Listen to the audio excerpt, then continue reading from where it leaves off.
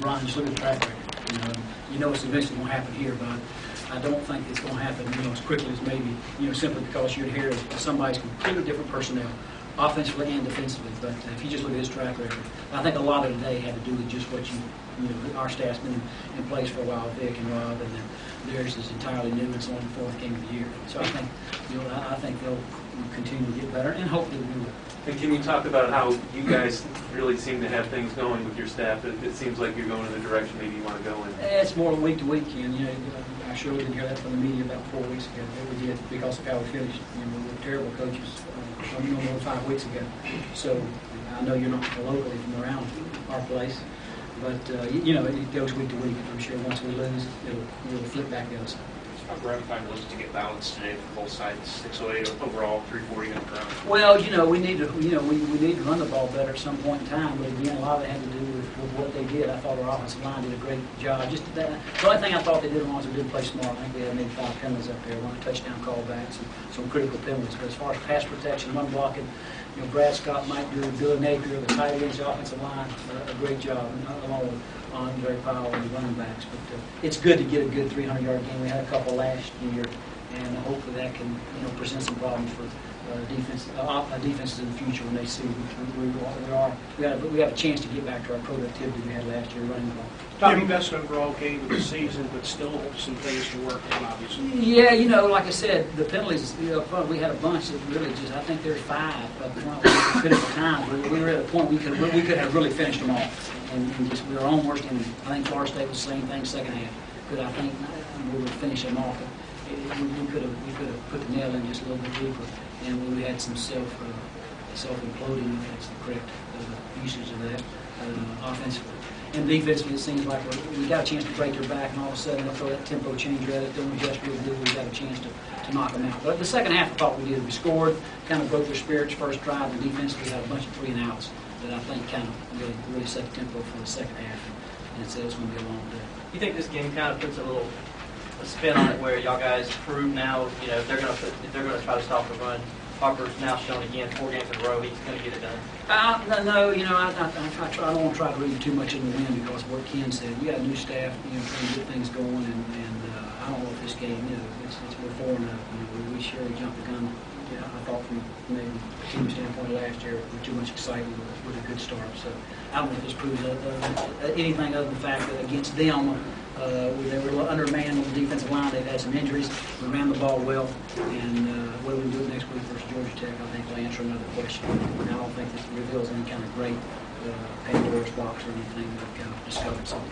You making it a point to temper enthusiasm? Well, like I said, when you lose 4 of your last 5, you get hammered for about 6 or 7 months. It's very humbling. So you kind of learn from that. I think the coach, so you say, they don't hand out trophies before we're up.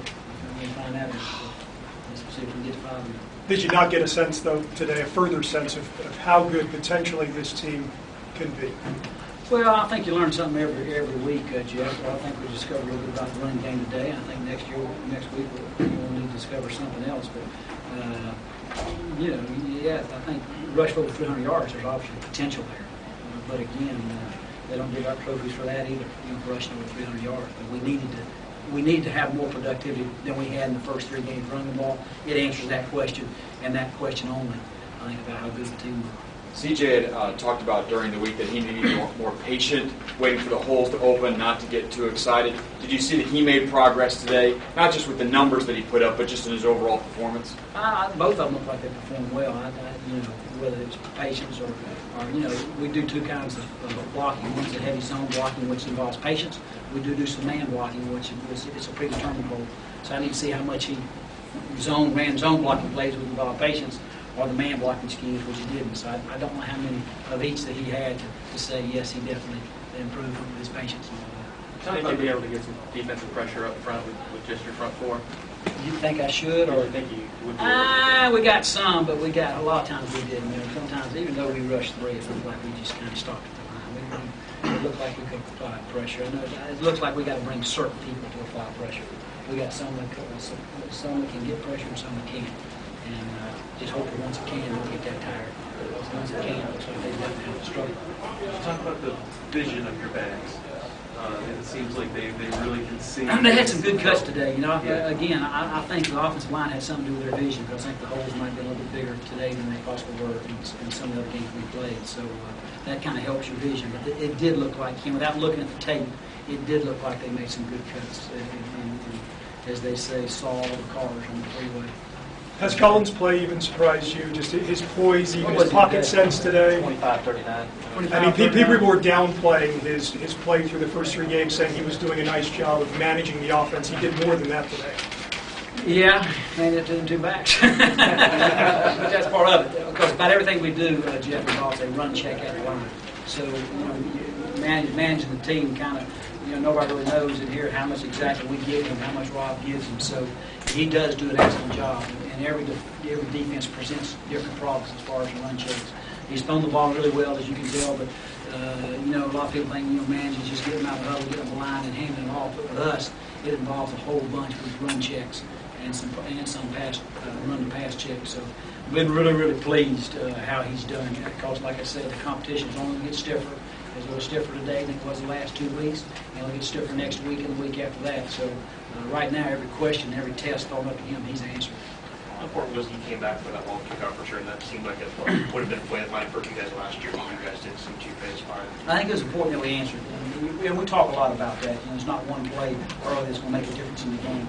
It's going to be 60-minute game, to play hard the whole time. So if something like that happens, you try to teach your team not to flinch and don't get rattled.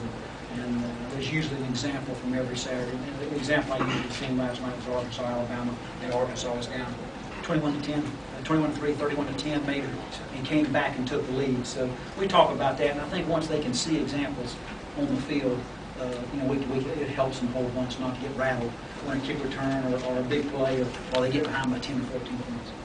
How much of your offense have you shown, and how much have you been able to hold back? We really don't hold back anything. We've got a package, and whatever opportunity the defense presents you that week is kind of what we feature. It's pretty inclusive.